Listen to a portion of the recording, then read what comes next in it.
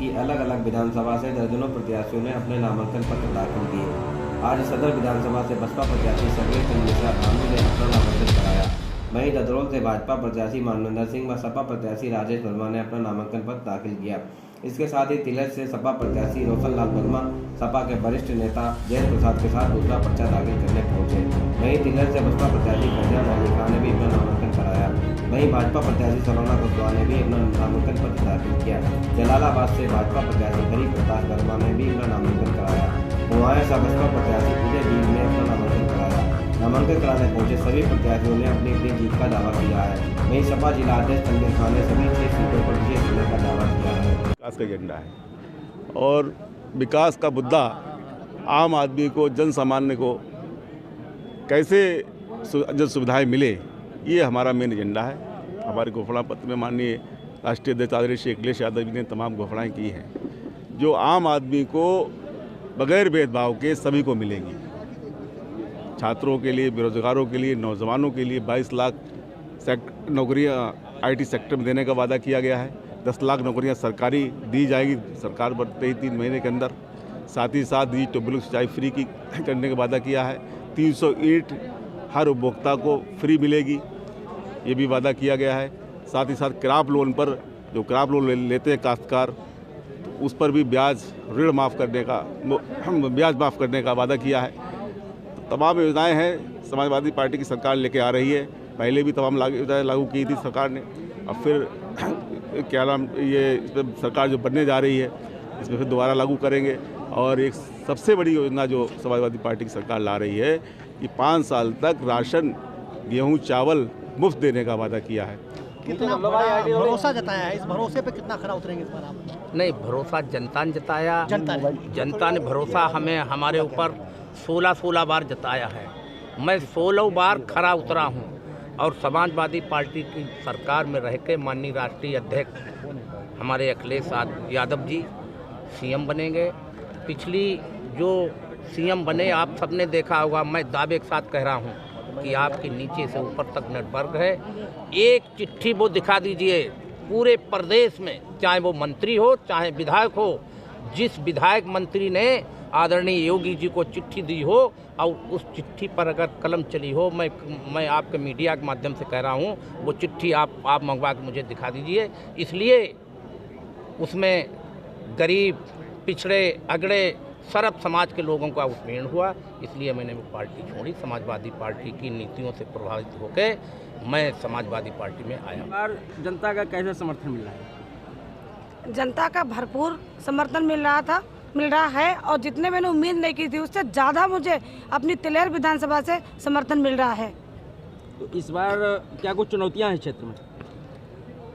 मैं तो जिधर जाती हूँ सब बिल्कुल कह रहे कि आओ बेटा आओ, पूरा स्वागत, पूरी विधानसभा से स्वागत मिल रहा है मुझे तो कोई ऐसी चुनौती नहीं लग रही है कि मुझे चुनौतियों से गुजरना पड़ेगा, क्योंकि जब जनता का इतना लाड़ प्यार, इतना समर्थन जहाँ पे मिलता है, जिस गांव में जाओ उस गांव में मेरा स्वागत होता है और बम्पर स्वागत हो रहा है बिल्कुल अपनी तिलेर विधानसभा।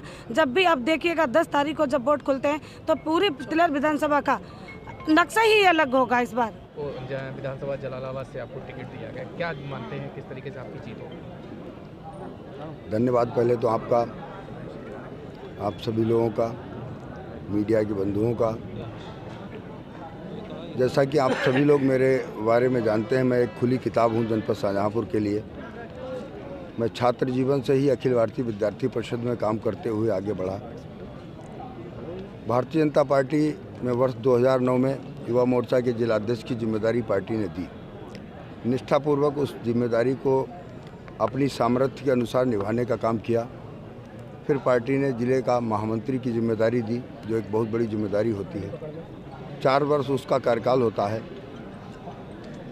ईश्वर की कृपा से और शीर्ष नेतृत्व के भरोसे के कारण मुझे 1.5 साल तक ही उस जिम्मेदारी पर रहने का अवसर मिला और मेरा प्रमोशन करके ब्रज क्षेत्र के महामंत्री के रूप में मुझे दूसरी जिम्मेदारी दे दी गई, जो कि उसमें 19 जिलों का काम देखना होता है। पिछली बार है कि हमारा देहात क्षेत्र में हम दौरे पर जाते हैं तो वहाँ पर सभी लोग हमारे साथ इकट्ठे हो जाते हैं, आ जाते हैं, गांव-गांव में घुमाते हैं, ले जाते हैं। तो जनता का समर्थन और इसने तो गांव-गांव में मिल रहा है और पूरी तरीके से पूरे विधानसभा क्षेत्र में मिल रहा है और उसी जन समर्थन के सहारे भारतीय जनता पार्टी चुनाव जीतेगी, 100% चुनाव जीतेगी। देखिए, तिलर विधानसभा बहुत पिछड़ा है और वहाँ पर बहुत भेदभाव की राजनीति पिछले 5 साल में की गई है।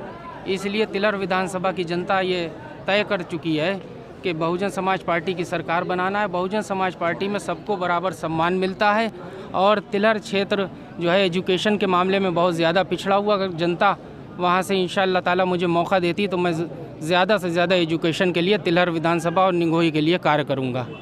कितनी बड़ी जीत का दावा कर रहे हैं? नीचे करो यार। अपनी जीत 50-60 हज़ार से लीड होगी, ऐसा पूरा विश्वास है।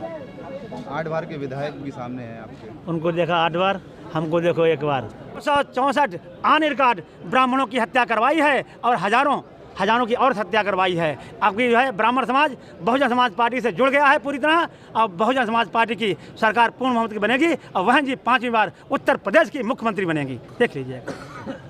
नीतियों से, क्योंकि नौजवान हमारा रोजगार के लिए परेशान है, किसान को उसकी फसल का बाजी मूल्य नहीं मिल रहा है, आवारा जानवर किसानों की फसलें उजाड़ रहे हैं, रात भर लाठी डंडा टार्च लेके चौकीदारी करने को मजबूर हैं और गौशालाओं के नाम पर हर न्याय पंचायत स्तर पर गौशालाएं खोली गई हैं, जहां से हजारों करोड़ रुपया भारतीय जनता पार्टी के नेता और उनके सत्ता संरक्षित अधिकारी निकाल के बंदर बांट करके खा जाते हैं। और गायें जो गौशालाओं में 2-4 हैं भी, वो सूखा भूसा भी उन्हें नसीब नहीं होता है, तड़प तड़प के मरने के लिए मजबूर हैं। उन गौ माताओं का श्राप इन भारतीय जनता पार्टी के नेताओं को पड़ने वाला है और इस बार उत्तर प्रदेश में प्रचंड बहुमत के साथ माननीय अखिलेश यादव जी की सरकार बनने जा रही है। तैयारियाँ तो देखिए, हम लोग काम पर विश्वास रखते हैं, समाजवादी लोग काम पर विश्वास रखते हैं और ज़मीन स्तर पर काम करते हैं। हमारे नेता समाजवादी पार्टी के राष्ट्रीय अध्यक्ष माननीय अखिलेश यादव जी ने 2012 में जब मुख्यमंत्री पद की उन्होंने शपथ ली थी और उसके बाद से लगातार जो चुनावी घोषणा पत्र में जितने वादे सरकार बनने से पहले किए थे वो उन सारे वादों को पूरा किया, उससे भी कहीं ज़्यादा जनता के लिए काम करके दिखाए हैं। बहुत काम किए हैं उन्होंने। तो उन्हीं मुद्दों को लेकर जैसे 108 एम्बुलेंस चलाई, बहुत लोगों को जहाँ पर भी अस्पताल जाने के लिए मरीज़ को ज़रा सी देर के अंदर जो है तत्काल उपलब्ध हो जाती है। 102 एम्बुलेंस और 100 डायल क्राइम कंट्रोल करने के लिए 100 डायल चलाई, जो आज भारतीय जनता पार्टी की सरकार ने उसका नाम बदल 112 कर दिया, नंबर बदल दिया। क्योंकि भारतीय जनता पार्टी का मुख्यमंत्री से लेकर मंत्री तक जितने भी लोग हैं वो फीता काटने और नाम बदलने में बहुत माहिर हैं। उनका सिर्फ यही काम है, विकास नहीं है, विकास के नाम पर जीरो है। किससे मुकाबला है आपका और क्या समीकरण है आपके? हमारे समीकरण बहुजन समाज के पार्टी के पक्ष में पूरा समीकरण है आज पूरे प्रदेश का। और हमारे कटरा में अब तक लगातार या तो ठाकुर समाज से एमएलए हुआ है या फिर यादव समाज से एमएलए हुआ है, अन्य किसी भी समुदाय से एमएलए वहाँ पर नहीं बन पाया है। इसलिए कटरा की जनता ने ये माना है कि इस बार हमें ये चेहरे हटाकर नए चेहरे को लाना है, जो कि हमारे पूरे कटरा विधानसभा का सामूहिक विकास हो सके।